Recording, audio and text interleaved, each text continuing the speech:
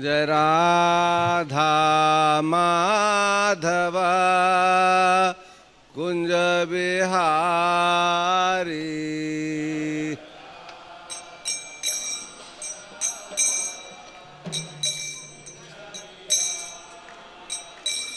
जय हो राधा माधव कुंज बिहारी।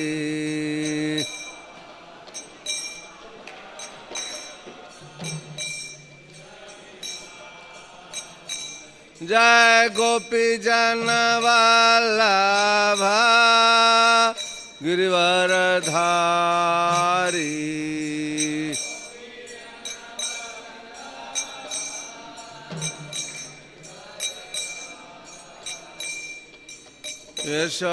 यशोदानंदन ब्रज जन रंजन।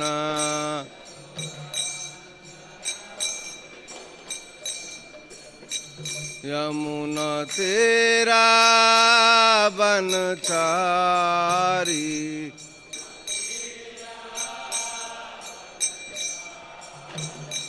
जय राधा माधव कुंज बिहारी।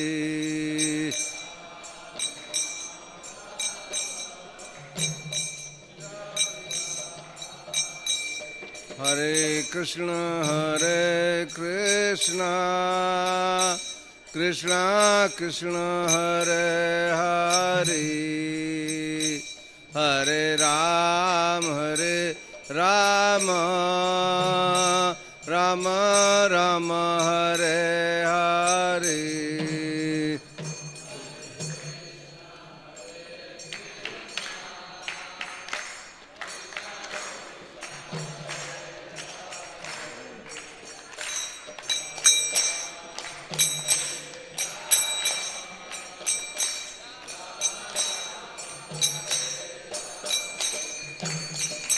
हरे कृष्ण कृष्ण कृष्ण हरे हरे, हरे राम राम राम हरे हरे।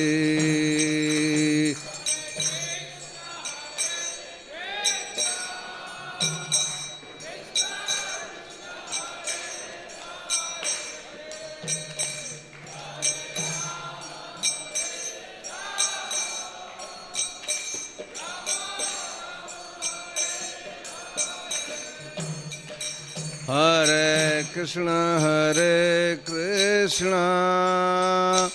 कृष्ण कृष्ण हरे हरे, हरे राम राम राम हरे हरे।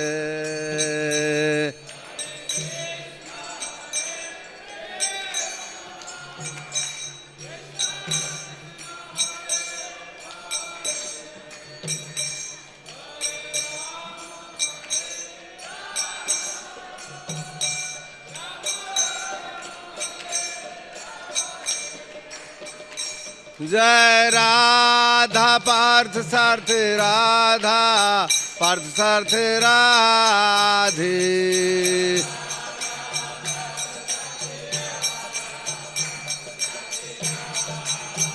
जय हो राधा पार्थ सार्थ राधा पार्थ सार्थ राधे।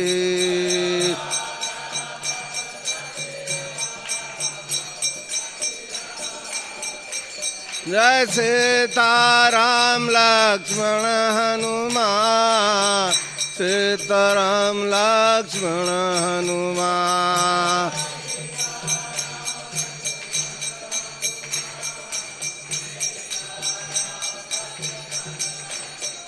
निताय गौर हरिबाल हरिबोल हरिबाल हरिबोल।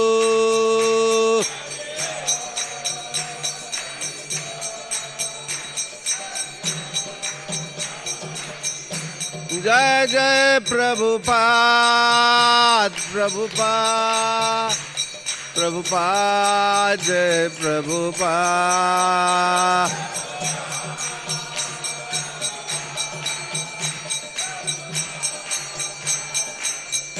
जय जय गुरुदेव गुरुदेव गुरुदेव जय गुरुदेव।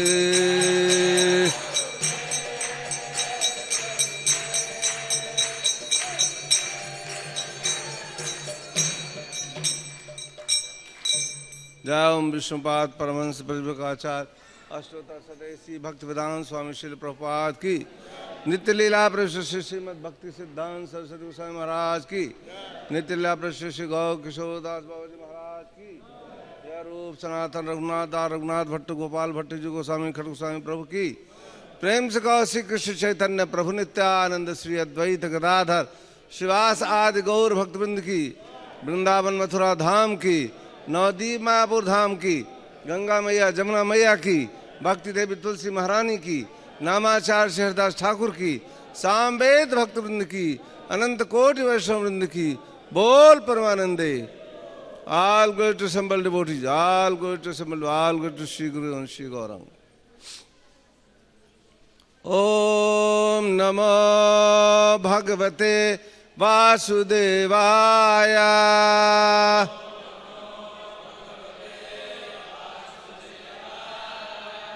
Om Namo Bhagavate Vasudevaya.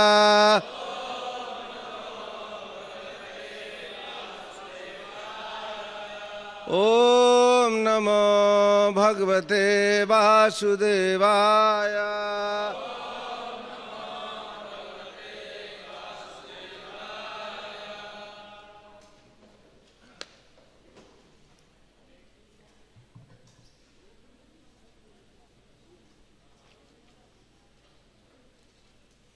Shrimad Bhagavat स्कंध 5 अध्याय 2 श्लोक संख्या 7। तो आज तो श्लोक है, आप लोग दोहराइएगा। का त्वं चिकीर्षसि च किं पुण्यवर्य शैले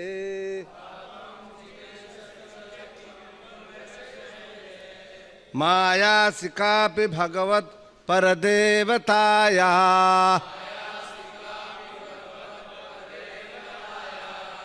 विज्जे बिभर्षि धनुषि सुहृदात्मनोर्थे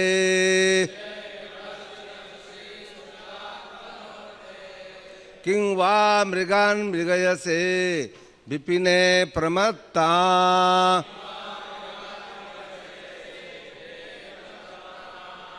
का त्वं चिकीर्षसि च किं मुनिवर्य शैले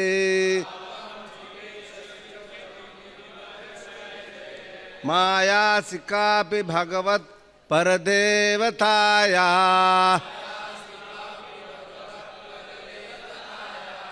विज्जे बिभर्षि धनुषि सुहृदात्मनोर्थे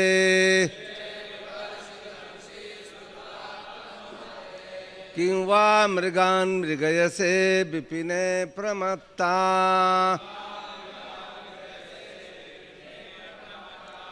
का त्वं चिकीर्षसि च किं मुनिवर्य शैले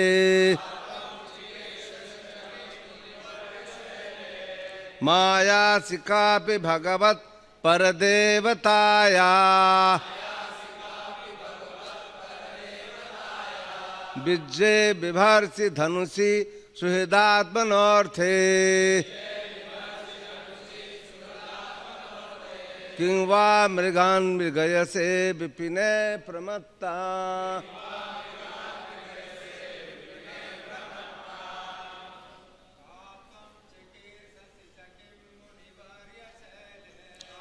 त्वं चिकीर्षसि किं मुनिवर्य शैले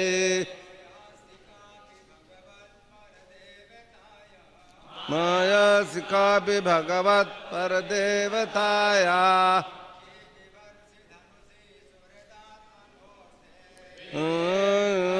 धनुषे सुहृदात्मनोर्थे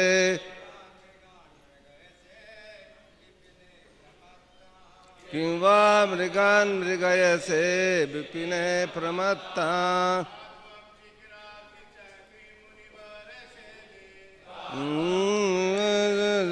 मुनिवर्य शैले मायासिकापि भगवत् परदेवताया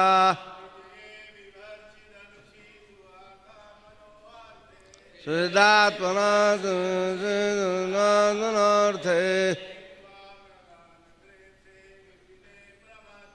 किं वा मृगान् मृगयसे विपिने प्रमत्ता। येलो कलर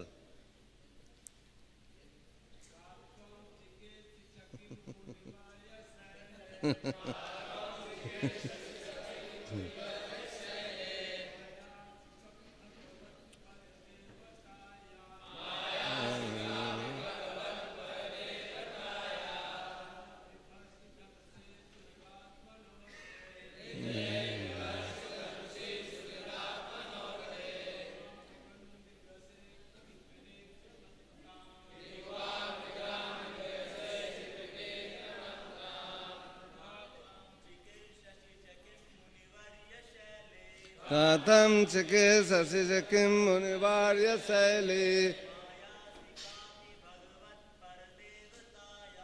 मायासिकापि भगवत् परदेवताया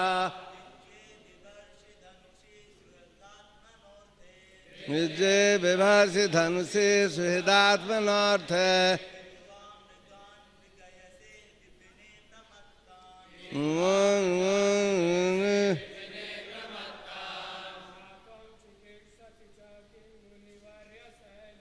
कथं चिकीर्षसि च किं मुनिवर्य शैले मायासिकापि भगवत् परदेवताया विजय विवर्षि धनुषि सुहृदात्मनार्थे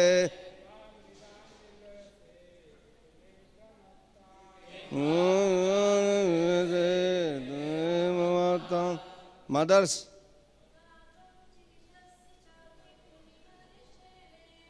त्वं चिकीर्षसि च किं मुनिवर्य शैले मायासिकापि भगवत् परदेवताया विजय विवर्षि धनुषि सुहृदात्मनार्थे किं वा मृगान् मृगयसे विपिने प्रमत्ता। त्वं यसि च मुनिवर्य शैले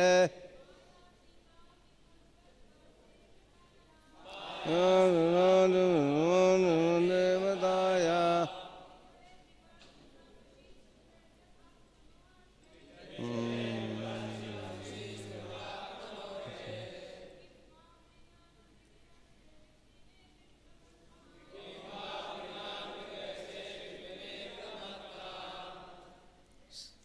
शब्दार्थ का कौन त्वम तुम हो चिकीर्षसि क्या करना चाहते हो च भी किम क्या मुनिवर्य हे मुनिश्रेष्ठ शैले इस पर्वत पर माया माया असी हो कापी कुछ भगवत भगवान परदेवताया दिव्य ईश्वर का विजय बिना डोरी के विभर्षि धारण किए हुए धनुषी दो धनुष सुहृद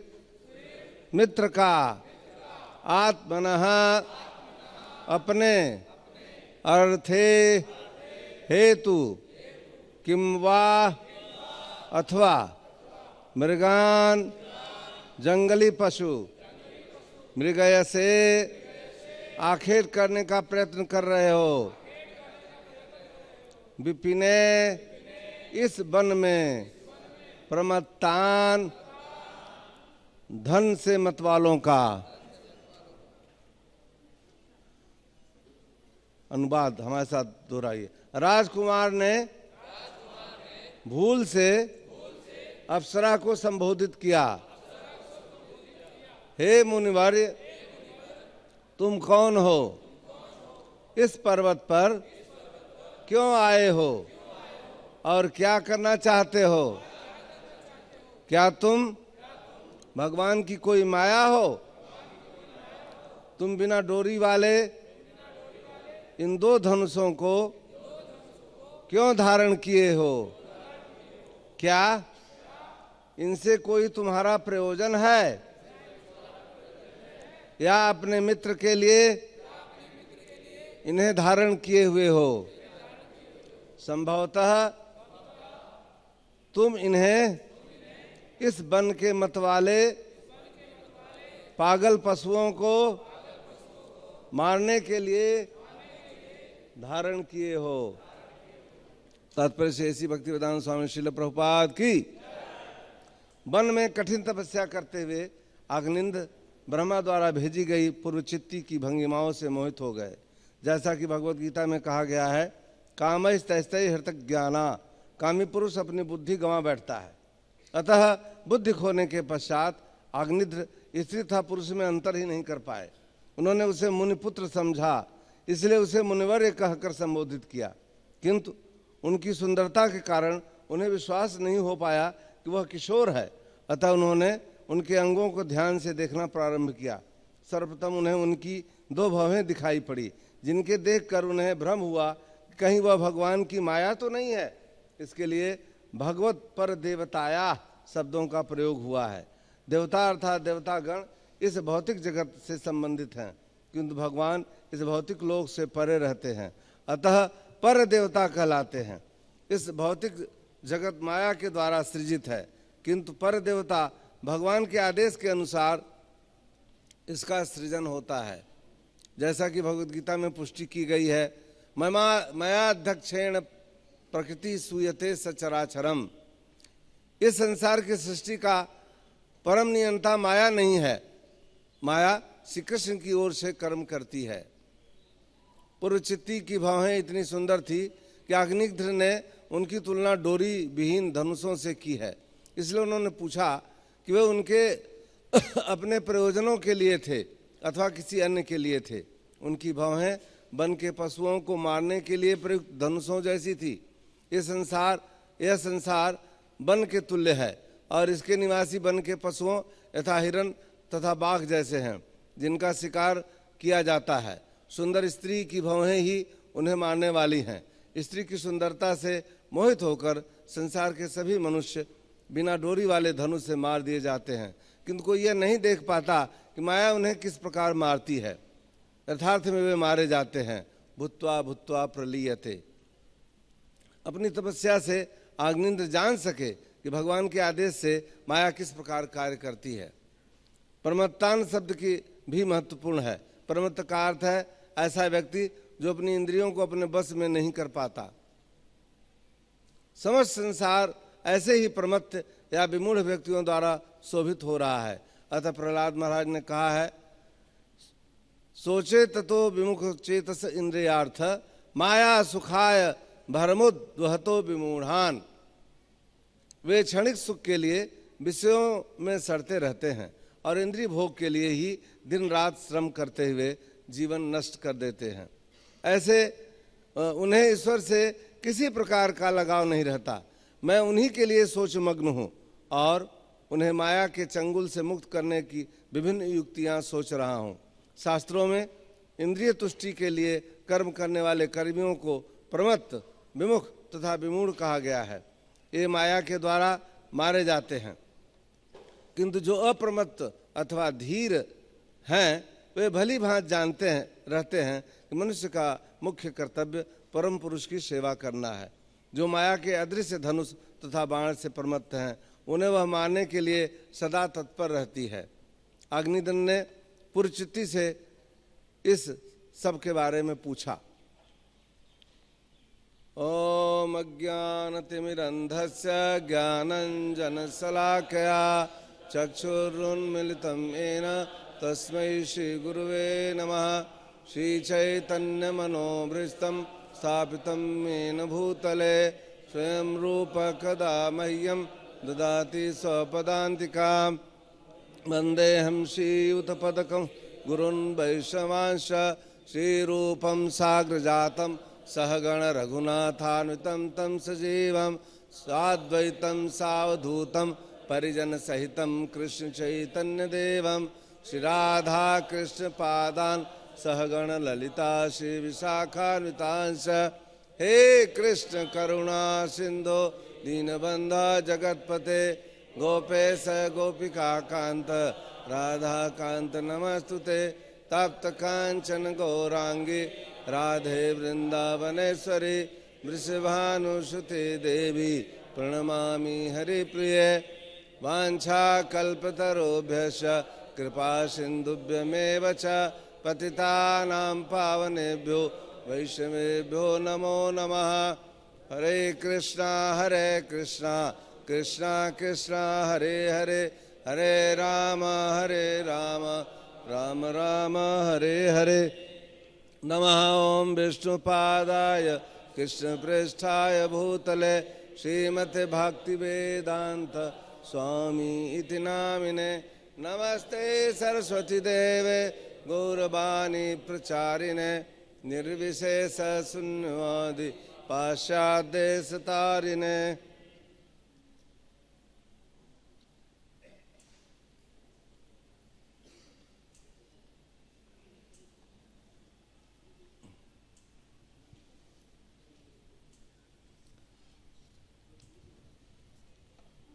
अनुवाद एक बार फिर से सुनिए। राजकुमार ने भूल से अप्सरा को संबोधित किया, हे मुनिवर्य तुम कौन हो?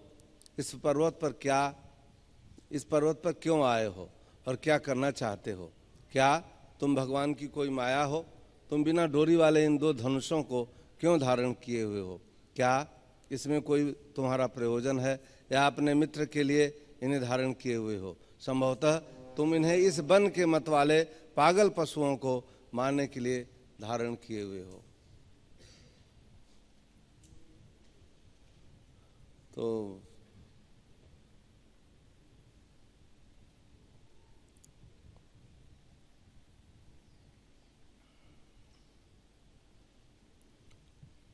आपने इस अध्याय से पहले महाराज प्रियव्रत का जीवन चरित्र सुना था। उसमें आपने ये भी सुना था कि महाराज प्रियव्रत नारद की शिक्षा के अनुसार संत प्रवृत्ति के हो गए थे। वो गृहस्थ जीवन में जाना नहीं चाहते थे, लेकिन बाद में आचार्यों की आज्ञा अनुसार उन्होंने गृहस्थ धारण किया और कई पुत्रों को जन्म देने के बाद फिर वो अपना जीवन का कल्याण करने के लिए चले गए, वन में चले गए, वानप्रस्थ ले लिया। अब महाराज आग्नेन्द्र उनके प्रियव्रत के पुत्र हैं और इन्हें जम्बूद्वीप का राजा बना दिया है। तो ये किस प्रकार से राज्य कर रहे थे, ये बहुत ही बड़ा उदाहरण है। हम देखते हैं भागवत के माध्यम से और कई अन्य आख्यानों से हम सुनते हैं, रामायण के माध्यम से हमारे जितने पूर्ववर्ती राजागण हैं उनका जीवन कितना संयमित था। आपने पहले के श्लोकों में सुना कि ये अपनी प्रजा का पालन पुत्रवत कर रहे थे, और इतना ही नहीं कि वो केवल पालन कर रहे थे बल्कि उन्हें धर्म के कार्य में लगा रहे थे। ऐसा नहीं है कि केवल हम राज्य करें और विकास डेवलपमेंट डेवलप करके पशु तैयार कर दिया आपने। जैसे गैंडा मोटा ताजा होता है, खिला पिला के उसे मोटा कर दिया, तो उससे क्या होगा इस समाज का? अगर आपने कल्चर नहीं दिया, अगर सभ्यता का उसमें उन्मेष नहीं हुआ, तो ये जीवन तो व्यर्थ चला गया। इसलिए ये जो संसार है अंधों के द्वारा, ब्लाइंड लेड बाय ब्लाइंड्स, समाज भी अंधों का है और इसके जो राजा हैं वो भी अंधे हैं, पकड़े चले जा रहे हैं। जैसे दो बहरे थे, तो एक ने उससे पूछा कि भाई कहाँ जा रहे हो? उसने बोला कि मैं बाजार जा रहा हूँ। उसने कहा अरे भाई मैंने सोचा तुम बाजार जा रहे हो। वो क्या कह रहा है वो कुछ नहीं सुन रहा है। वही ये समाज है। हर व्यक्ति अपनी लगन में लगा हुआ है, अपना काम कर रहा है, अपने ढंग से चल रहा है।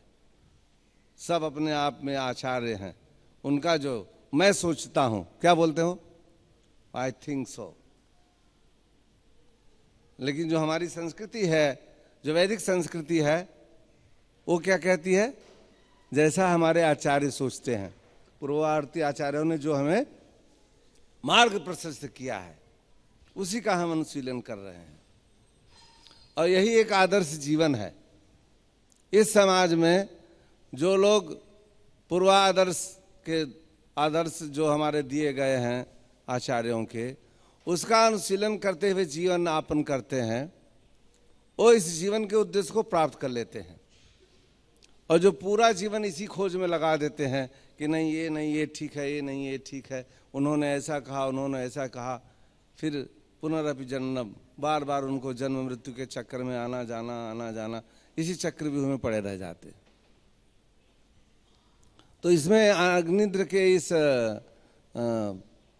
पूर्व श्लोकों के वर्णन से स्पष्ट होता है महाराज अग्निद्र ने अपनी प्रजा का पुत्रवत पालन किया। वो बहुत आवश्यक है।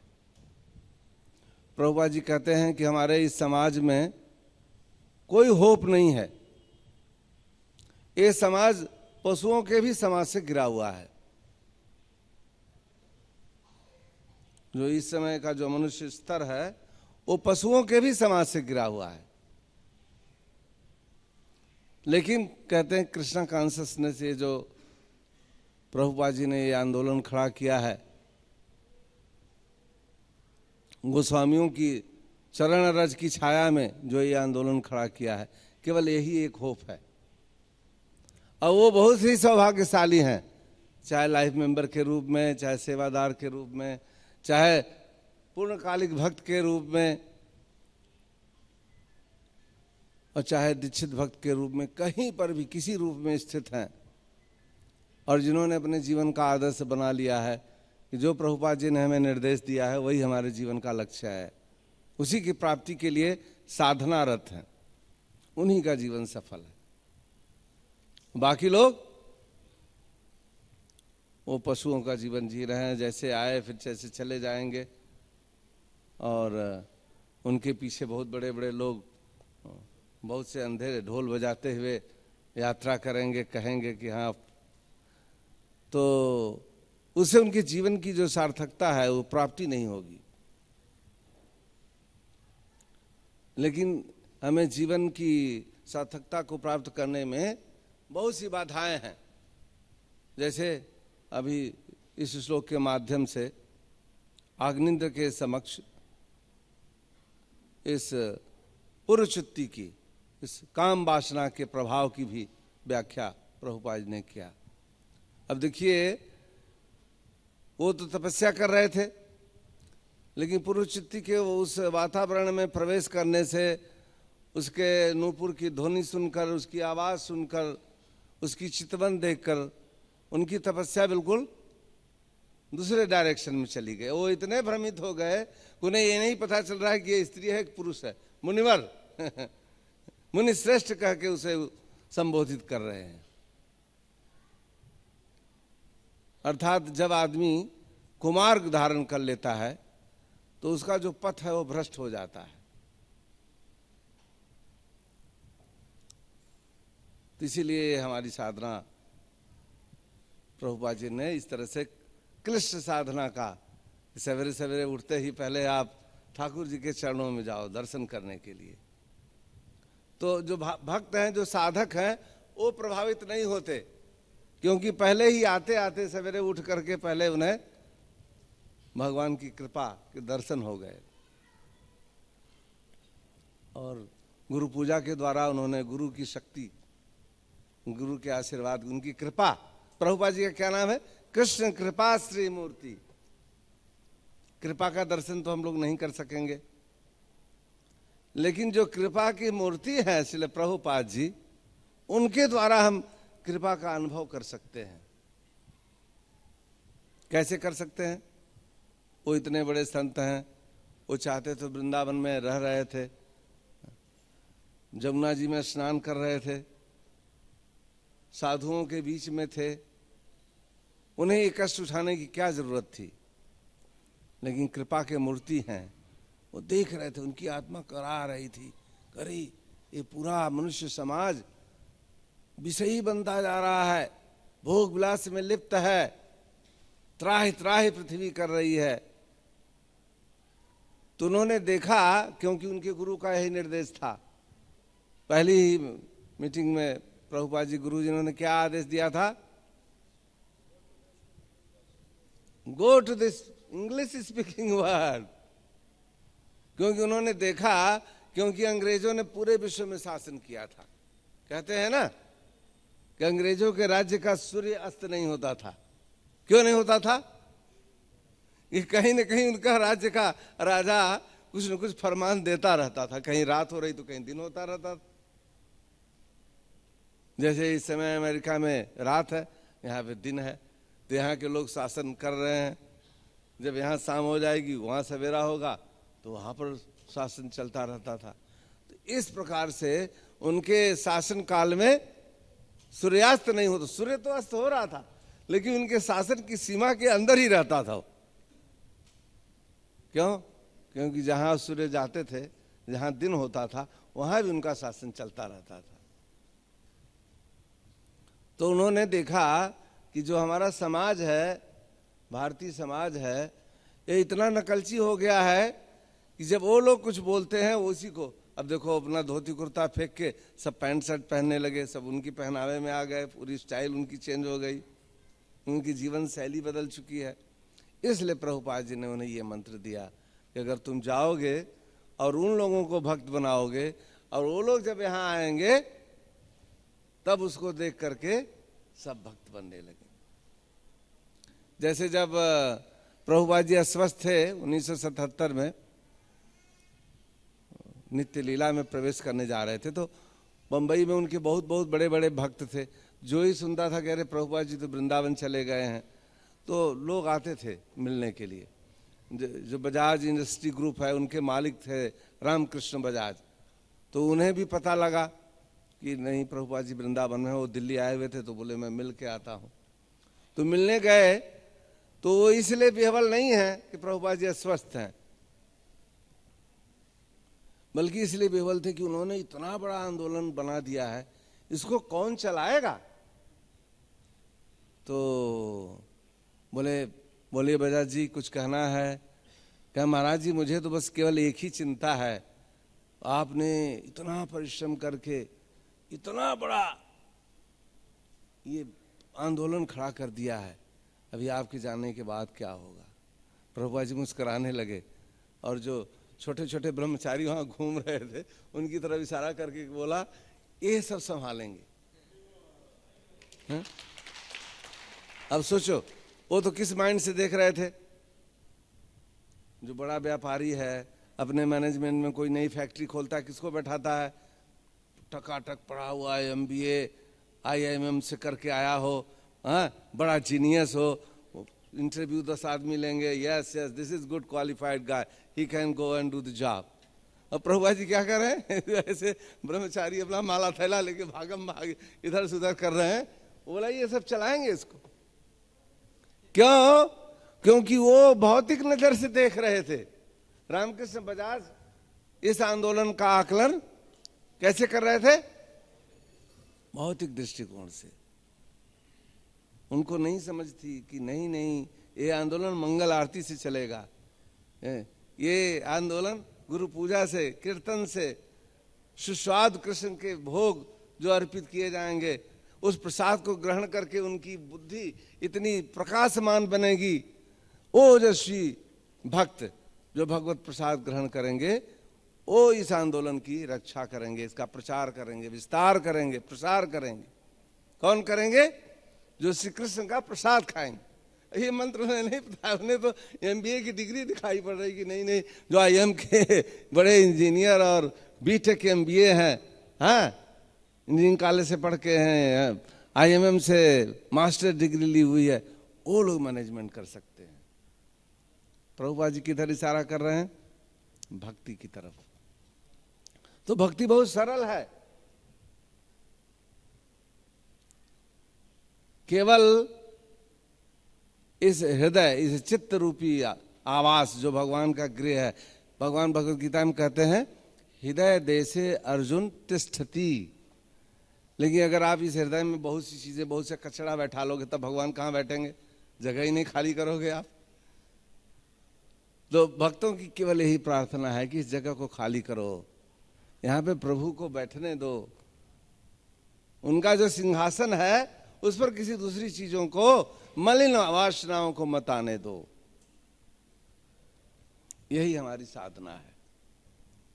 हम इस मनुष्य देह के द्वारा क्या प्राप्त करना चाहते हैं? कि जो हमारे चित्त की वृत्ति है, जो हृदयाकाश है, जो विह्वलित हो गया है, विद्वेलित हो गया है, भौतिक आडंबर से घिर गया है, भर गया है, इंक्रोचमेंट हो गया है जिस पे। जैसे आप सड़क पर चलते हो, देखो कहीं कहीं पे रोड सब कब्जा कर लेते हैं, कितनी असुविधा होती है, लगता है। लेकिन जब कभी कोई अच्छा शासक आता है तो क्या करता है? पहला काम करता है बुलडोजर चला के सारी रोड साफ करवा देता है। क्या लगता है, अरे भाई क्या अच्छी सड़क बन गई है। उसी प्रकार से हमारी जो साधना का बुलडोजर है, जब हम इसको चलाते हैं और इस हृदय की जो राजमार्ग है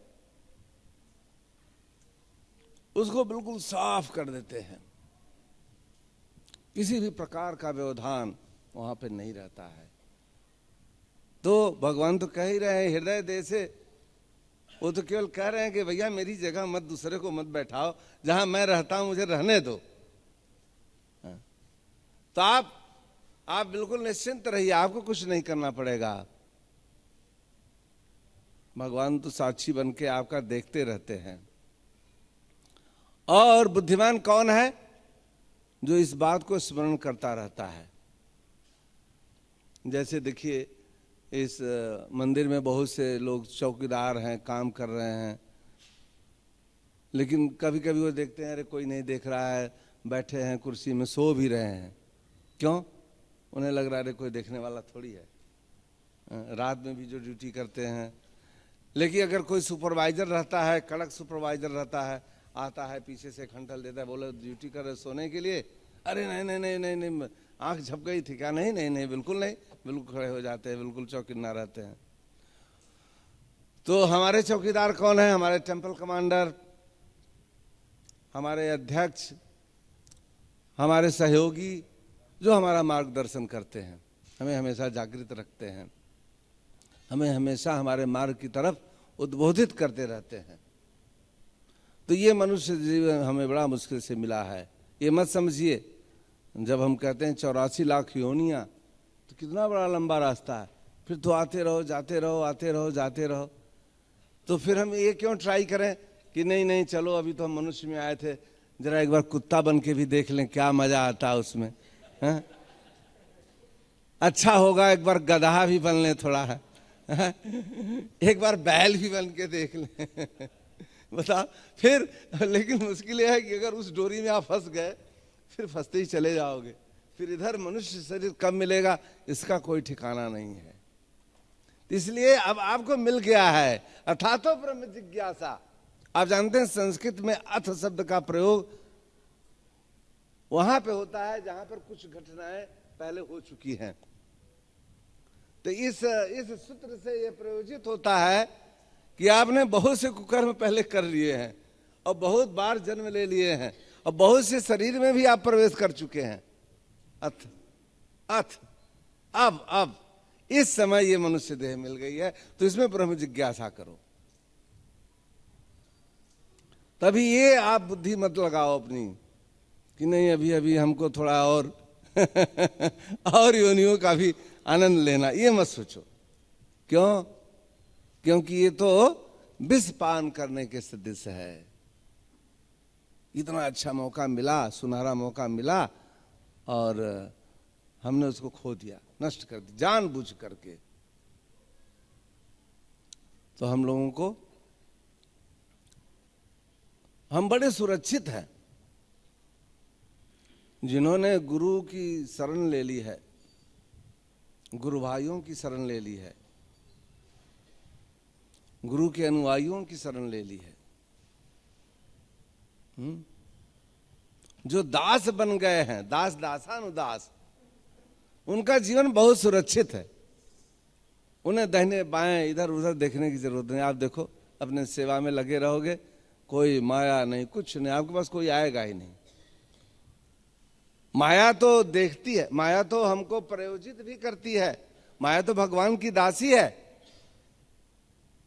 अगर उसे लगता है कि नहीं ये तो बहुत जागृत भक्त है, भक्ति की तरफ उन्मुख है, तो उसी तरह वातावरण बना देती है कि नहीं नहीं ठीक है और भक्त मिलेंगे, परीक्षा लेती है। तो हमारे हृदय की जो भावना है इसे हमें शुद्ध करना है, और इस शुद्धिकरण के लिए हम क्या करेंगे? ये जो हरि नाम है बहुत बड़ी औषधि है। कभी कभी ऐसा लगता है अरे भैया हम तो जपते हुए कितने पुराने हो गए, जब ही जपते हैं, कभी मन भी नहीं लगता, कुछ मिलता तो नहीं जपने से हमको। कभी कभी लगता है, कभी कभी ये लगता है माला थैला पूरा हो गया भैया, रखो रखो पूरा हो गया, लो सिस्टम, टाक टाक टाक। हाँ, क्या कोई देख रहा है? बोलो ये भी खिसका देते हैं। क्यों भैया?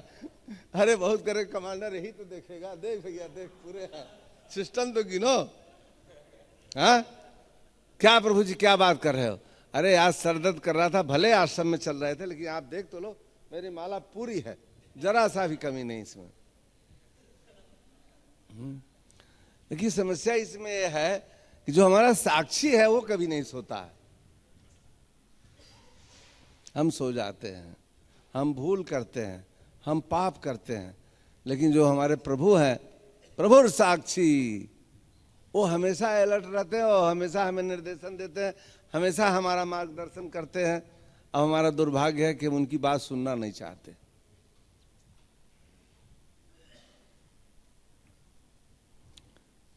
तो इससे, इस श्लोक से हमें बहुत उपदेश लेना चाहिए। नहीं, देखिए लड़की देख के लड़का का वहां, लड़का देख के लड़की का वहां, बुद्धि पलटी खा रही। हाँ, कहाँ तपस्या करने गए थे, लेकिन यह है कि चूंकि उनकी जो तपस्या थी एक वांछा से थी, मनोवांछा करके चले थे। और इस श्लोक भागवत की हर कथा का एक विशेष आध्यात्मिक उद्देश्य है, कहीं भी माया नहीं है इसमें। तो उन्होंने अपने मन में प्रयोजित किया था कि हमें पितृलोक जाना है। पितृलोक कौन जा सकता है? जिसके पास बच्चे हों, वही लोग तो पितरों को श्राद्ध देंगे, नहीं तो बिना खाए मर जाएंगे। फिर तो अगर पितृलोक में गए हो बच्चा नहीं है तो यहाँ से उनको कौन देगा? आप जानते हैं जो पितृ श्राद्ध देने की विधि है वो है कि विष्णु को प्रसाद अर्पित करके, भोग लगा के, और उस प्रसाद को पितरों को दिया जाता है। लेकिन उससे भी छीणे पुण्य मृत्यु लोकम विसंति ही। कहीं भी आप जाइए, चाहे स्वर्ग में जाइए, चाहे पितृलोक में जाइए, चाहे किसी देवलोक में जाइए, वहां पर आपका क्रेडिट कार्ड जब तक वैलिड है तभी तक रहने देंगे, नहीं फिर नीचे निकाल के गिरा देंगे, बोले जाओ जाओ, go back, go to pavilion, वापस। हाँ, जैसे खिलाड़ी आउट होता है तुरंत भेज देते हैं ना पीछे, चलो चलो पीछे रास्ते, हो गया तुम्हारा काम। उसी प्रकार से जो ही आपका बैंक बैलेंस खत्म हुआ, छीणे पुण्य मृत्यु लोकम विसंति, नीचे फिर से वापस। तो हमें यहीं बार बार घूम के आना है। और ये जगह है बड़ी खतरनाक, यहाँ तो केवल यही सहारा है। देखो हरे कृष्णा मंदिर में आ गए तब तो बड़ा बहुत प्रोटेक्टेड है, वेल प्रोटेक्टेड, हाई क्वालिटी का प्रसाद, ठीक समय पर मंगल आरती, हर चीज ऑर्डर में है। बाहर का जीवन बहुत धक्कम प्लेट है, खाना खाने बैठे हो कोई छीन के ले जाएगा सामने से, माथा ठोकेंगे, बोलेंगे चलो भाई नहीं लिखा था भाग्य में, आज नहीं खाते हैं। यही लोगों को चल रहा है। कोई ज्यादा खा रहा है तो दूसरा उसके लिए जल रहा है, कोई इसलिए नहीं खा रहा है कि हमने तो खा लिया, वो क्यों खा रहा है। इस संसार में एक दूसरे को देखकर जलते चले जा रहे हैं।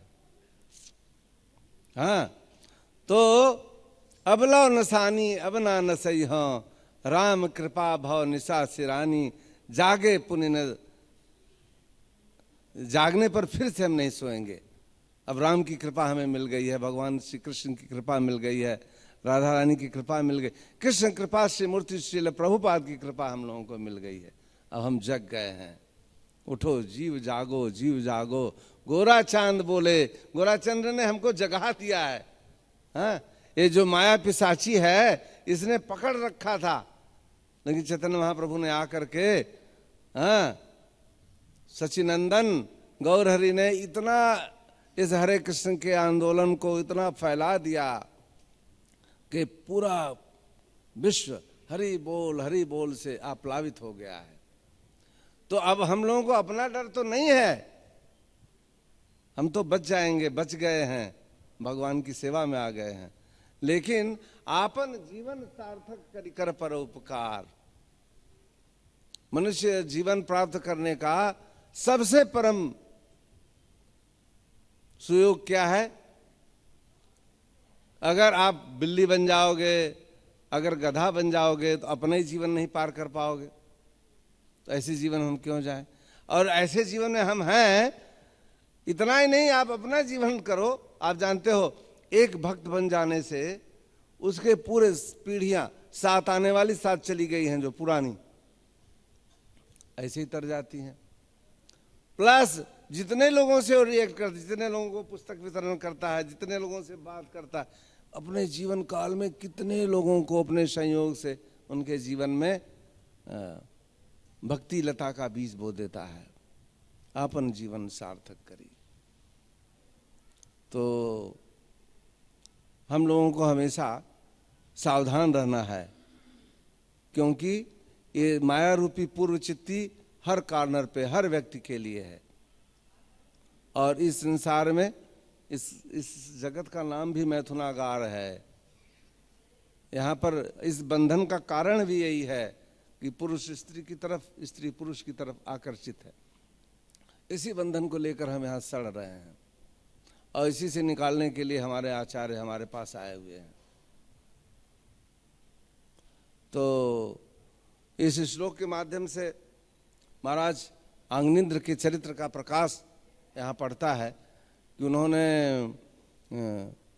माया का निरूपण किया कि ध्यान मुद्रा लगा के बैठे थे। इस ध्यान का क्या फायदा हुआ भैया? आधा आंख बंद है, आधा खुली हुई है और मौका लगा, झपट्टा लग गया उनको। हा? तो इससे अच्छा खुली आंख से ध्यान करो, जहां भगवान पूरी तरह से दिखाई पड़े। राधा कृष्ण की युगल जोड़ी, श्रील प्रभुपाद जी के दर्शन। हाँ, तो इसलिए इस युग के लिए उस ध्यान की विधि का प्रतिपादन नहीं किया गया।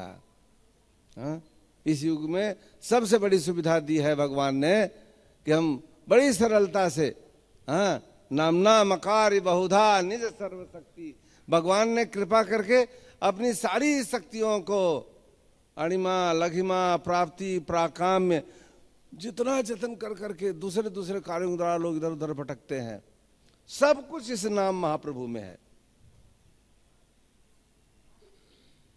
और कृष्ण का प्रेम इसी नाम में छिपा हुआ है, जो हमारे जीवन का मुख्य उद्देश्य है, जिसके लिए हमें मनुष्य देह प्राप्त हुआ है, उसे प्राप्त करने का सुंदर अवसर प्राप्त है। तो नित्यम भागवत सेवया इसीलिए प्रभुपाद जी ने क्या फार्मूला बना दिया कि पहले आप दर्शन करो, मंगल आरती करो, उसके बाद जप करो, थोड़ा बैटरी चार्ज हुई, फिर भागवत का श्रवण करो। भागवत क्या है? भक्तों का और भगवान के चरित्र का गुणानुवाद श्रवण करना।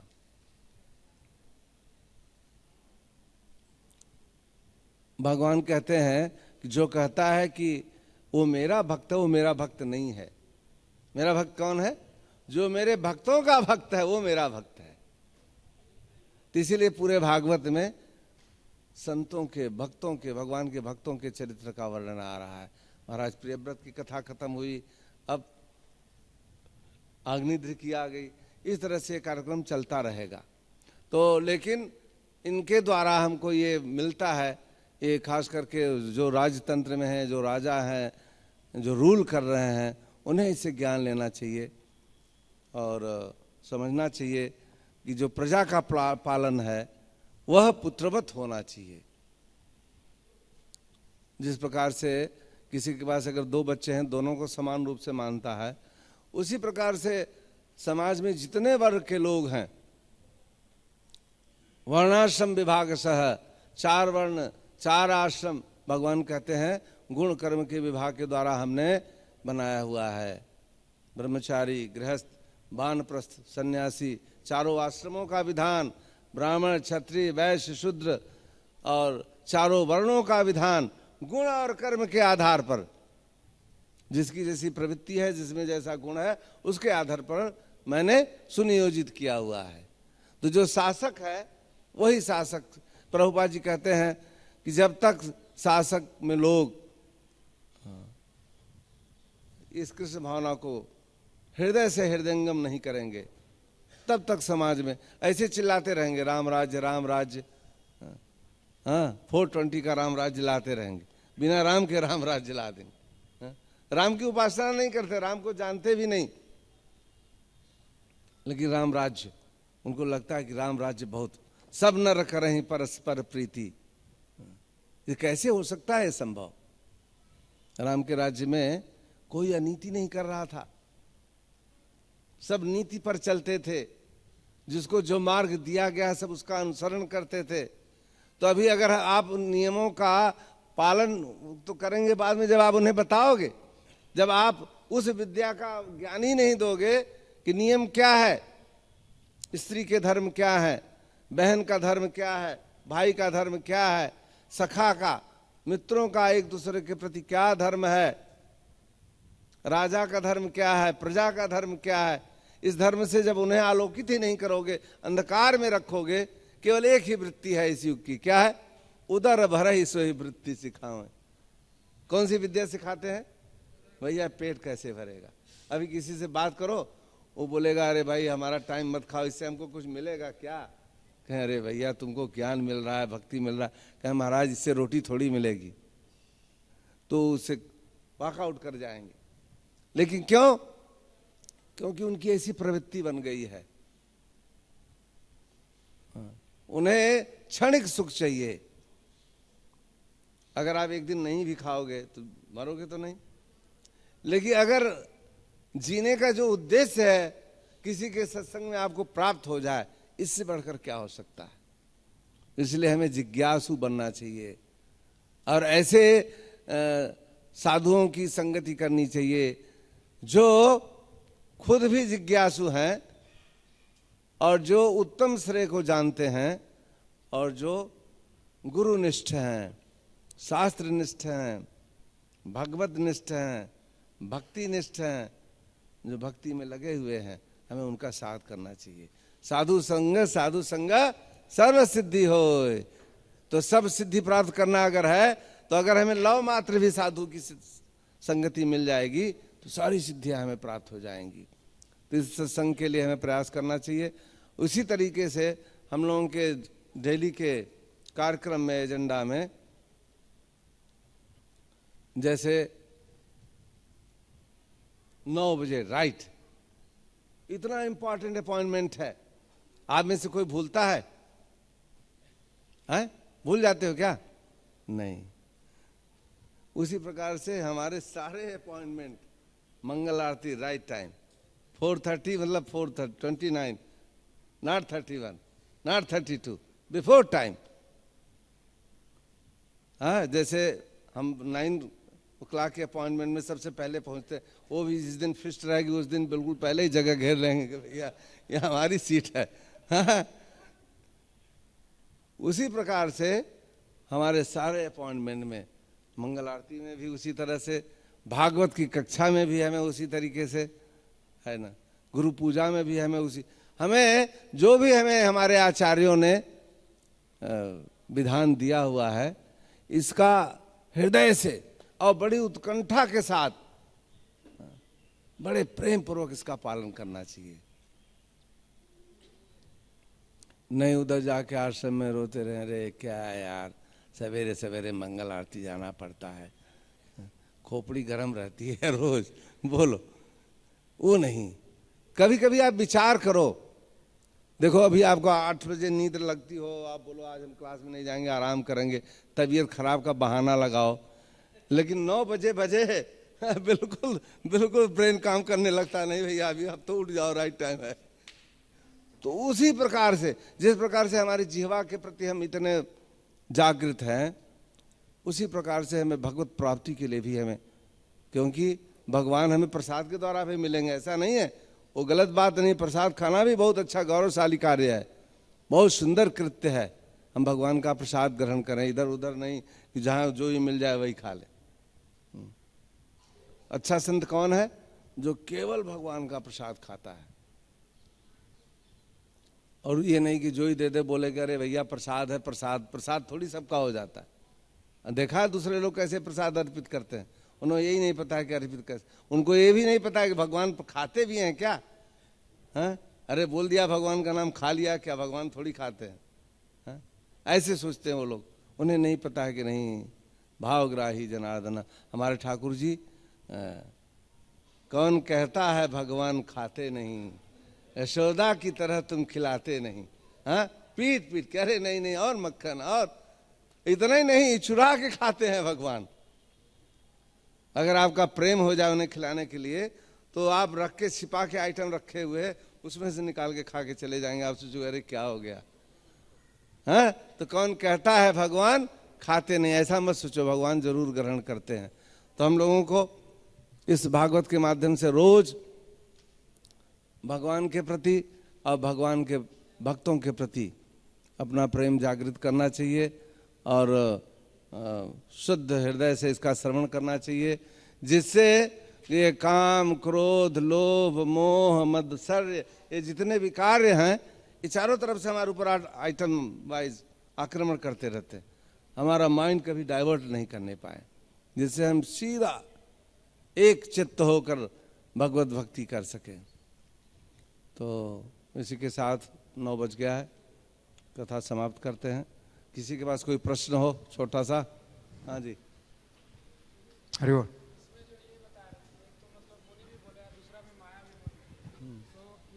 कॉन्ट्राडिक्शन लग रहा है कि कंट्राडिक्शन तो हो ही जाएगा, जब बुद्धि खराब होगी तब क्या सोच रहे, सही रास्ता चलेगा क्या? कंट्राडिक्शन तो है ही भाई, स्त्री को देखकर मुनि बोल रहे हैं, वाह रे मुनि जी कहाँ से आए हो, इससे बढ़िया बुद्धि भ्रष्ट का मामला कहाँ मिलेगा आपको। एक सुंदर स्त्री देखकर मन बुद्धि उनकी बेवदल हो रही है, बोल क्या रहे हैं, जवान से क्या बोल रहे हैं, मुनि जी आप कैसे मुनि श्रेष्ठ, बोली। हाँ, और फिर आज में ध्यान भी आ रहा, ध्यान इसलिए आ रहा है क्योंकि इन्हें अच्छे संस्कार मिले हैं, क्योंकि ये बड़े अच्छे पिता की संतान है, इसलिए इनका मन बोल भी रहा है कि नहीं भैया ये तो लग रही है, और यही छोटी मोटी माया नहीं है, भगवदीय माया है, जो पर लोक से आई हुई ऐसी माया उनको लग रहा है। हाँ प्रभु। हरे कृष्णा, धन्यवाद। तो इसमें एक बात तो हम देखते हैं कि अभी तक के जितने श्लोक हैं सब गद्य में आए, यहाँ से पद्य शुरू हुआ। अब श्लोक जो है ये 10 श्लोक जो महाराज अग्निद्र बोल रहे हैं पूर्व चित्ती से, यही केवल श्लोक के रूप में है, और फिर आगे फिर गद्य चालू हो जाता है। तो सब श्लोक जो है गद्य से मतलब चल रहे हैं, केवल 10 श्लोक। इन 10 श्लोकों में बहुत गहरी बातें हैं, बहुत गहरी बातें हैं। पहली बात तो ये, इसमें का त्वम जो शब्द है का, तो ये स्त्री के लिए है। महाराज अग्निदेव जो है जब पूछे का त्वम, कहा त्वम, तो वो पुरुष के लिए होता है। इस संस्कृत में अंतर है। अंग्रेजी में आप बोलते हैं हु आर यू, तो पता नहीं चलता ये स्त्री या पुरुष। हिंदी में बोलते हैं आप कौन है, पता नहीं चलता स्त्री पुरुष। लेकिन संस्कृत में होता है कहा त्वम, तो पुरुष के लिए आप कौन है, का त्वम तो स्त्री के लिए, का त्वम, कहा त्वम। और मुनिवर शब्द का जो प्रयोग है वो मुझे लगता है स्त्री के लिए ही वो प्रयोग कर रहे हैं। स्त्री को भी जो है मुनि कहते होंगे, जो भी हो। फिर यहाँ पर जो विशेष बात है, माया से कापि भगवत पर देवताया, इसको प्रभुपाद ने बड़ा अच्छा जो है समझाया है कि अग्निध्र महाराज जो है कृष्ण भावनामृत के सिद्धांत को बहुत अच्छी जानते हैं। और वो कहते हैं कि आप माया हैं, लेकिन वो पर देवता भगवान की माया है। तो मतलब माया स्वतंत्र नहीं है। तो जो लोग हैं माया के भक्त हैं, देवी के भक्त हैं, तो वो जो है शाक्त कहलाते हैं, जो कि माया को स्वतंत्र मानते हैं। लेकिन जो वैष्णव है वो माया को स्वतंत्र नहीं मानता है। तो यहाँ जो है वो बड़ा सिद्धांत प्रस्तुत कर रहे हैं कि आप भगवान जो पर देवता, देवताओं की भी जो देवता हैं, उनकी जो है आप माया हैं। और फिर आप क्या करते हैं, हाँ, मृगान मृगय से विपिने प्रमत्तान। विपिन प्रभुपाद बड़ा अच्छा समझाते हैं कि विपिन का मतलब जंगल, ये संसार जंगल है। और जो प्रमत्त मृग हैं, प्रमत्त मृग हैं तो मतलब वो अपनी स्थिति से बिल्कुल अवगत नहीं है कि कितने संकट में हैं, और वो मृग हैं। मृग का मतलब ढूंढते, इंद्रिय तृप्ति ढूंढ रहे हैं। तो जितने जीव हैं इस भौतिक संसार रूपी जंगल में इंद्रिय तृप्ति को ढूंढ रहे हैं, और उनको पता नहीं चल रहा है कि कोई उनके ऊपर जो है वार करने वाला है, और कोई शिकारी है जो उनका शिकार करने वाला है, वो प्रमत्त हैं। और मृगैस्य का मतलब ढूंढ रहे, तो जो माया है वो उनको ही ढूंढती है, जो इंद्रिय तृप्ति को ढूंढ रहे हैं वो मृग हैं। तो ये बहुत अच्छा सिद्धांत है जो कृष्ण भावनामृत का है। तो इससे पता चलता है कि अग्निध्र महाराज बहुत सचेत हैं। तो प्रभुपाद दोनों तरह की व्याख्या करते हैं। तो शिक्षा देने के लिए ये भी व्याख्या करते हैं कि अग्निध्र महाराज जैसे पागल हो गए हैं, लेकिन दूसरी जो प्रभुपाद व्याख्या कर रहे हैं वो इस तरह से व्याख्या कर रहे हैं कि अग्निध्र महाराज बहुत सचेत हैं और कृष्ण भावनामृत के सिद्धांत को जानते हैं। तो जो व्यक्ति माया को भगवान की शक्ति मानता है और ये भी समझ रहा है कि वो माया केवल उनके ऊपर ही निशाना बनाती है,